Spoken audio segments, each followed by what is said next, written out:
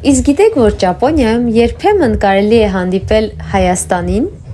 Տարիներ առաջ Տոկիոյում անցկացվեց հայկական մշակույթի շաբաթը, նվիրված Ճապոնիայի եւ Հայաստանի միջև դիվանագիտական հարաբերություններին։ Մի քանի օրով Ճապոնիայի մայրաքաղաքը լցվեց հայկական արվեստով, երաժշտությամբ, գինու բույրով։ Ցուցադրվեցին հայտնի հայ նկարիչների աշխատանքներ, այդ թվում Հայաստանի ժողովրդական նկարիչ Վլադիմիր Մարգարյանի, այսինքն Վալմարի ստեղծագործությունները։ Ներկայացվեց Արարատը հայի աչքերով լուսանկարչական ցուցահանդեսը նվիրված մեր ամենահայտնի խորհրդանշին։ Միջոցառման ընթացքում հնչեց հայկական երաժշտություն։ Կանոնահար Մերի Մուսինյանը եւ ճապոնացի կոտոիստ Ջունկո Իշիվատան միասին ստեղծեցին երաժշտական կամուրջ երկու մշակույթների միջև։ Իսկ վերջում հյուրերը կարողացան համտեսել հայկական գինիներ ու ավանդական խորտիկներ։